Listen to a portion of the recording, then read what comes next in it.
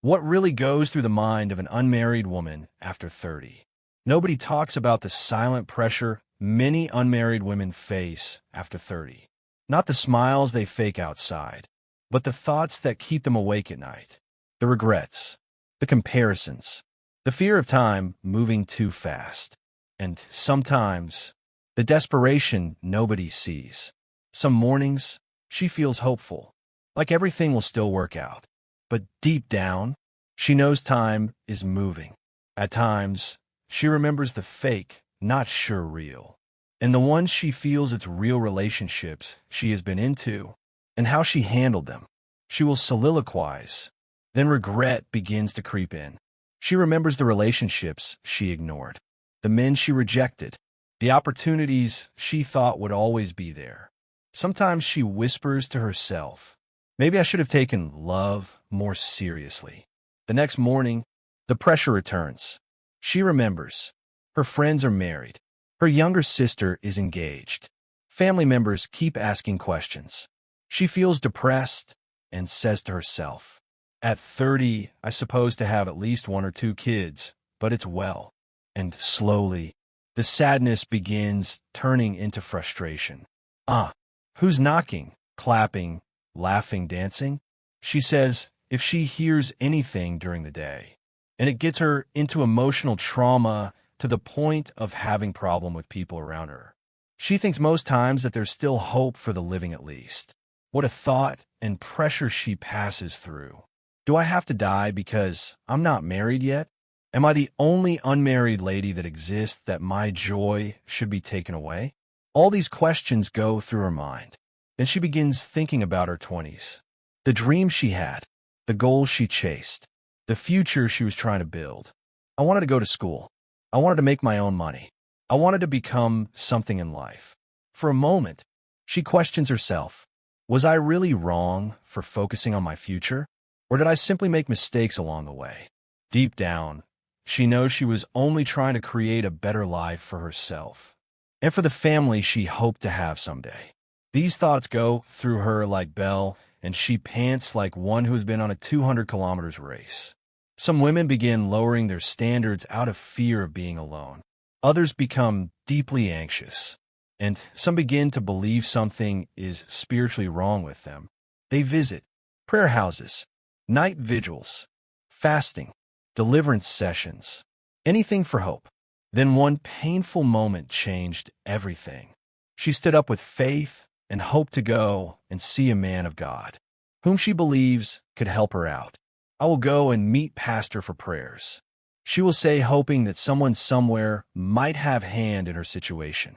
Imagine the way Mama Blessing looked at me the other day. I think that woman is evil, and her hand must be in my unmarried life situation, because her own children refuse to marry, and she now tied me too.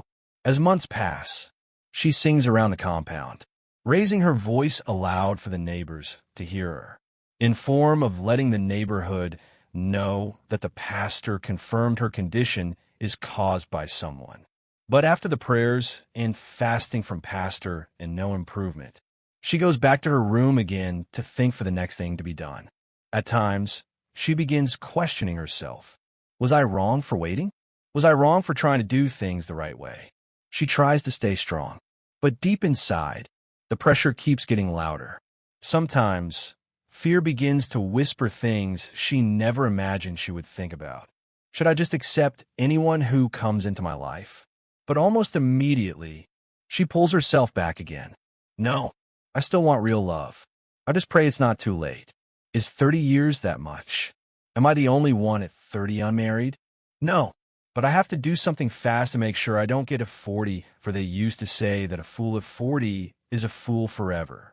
I once knew a woman named Linda. Back then, everyone wanted to be like her. She was beautiful, confident, successful, and always surrounded by attention. At just 19, she was already driving expensive cars and living a lifestyle many people could only dream about. To her, marriage could wait. Life was moving fast, and she believed she still had plenty of time. Whenever people tried to advise her, she brushed them off. Not because she was evil, but because she felt untouchable. young, desired, in control. But as the years passed, things slowly began to change. The parties became quieter. The calls became fewer.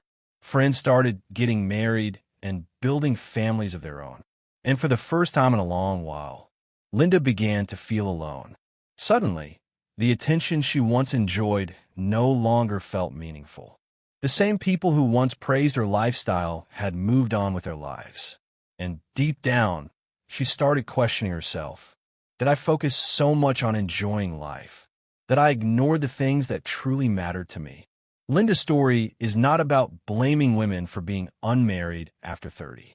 It is a reminder that emotional pressure, loneliness, and societal expectations can slowly affect a person's mental and emotional well-being if left unchecked.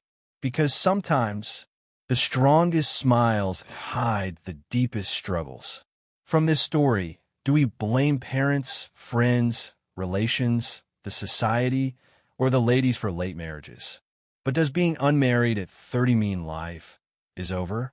Absolutely not. Many people still find love later in life. Many build happy homes after 30, 35, or even 40. The real problem is the pressure society places on women to believe their value decreases with age.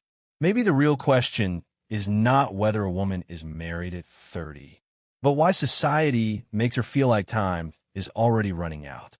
So who should we blame? Society? Family pressure? Personal decisions?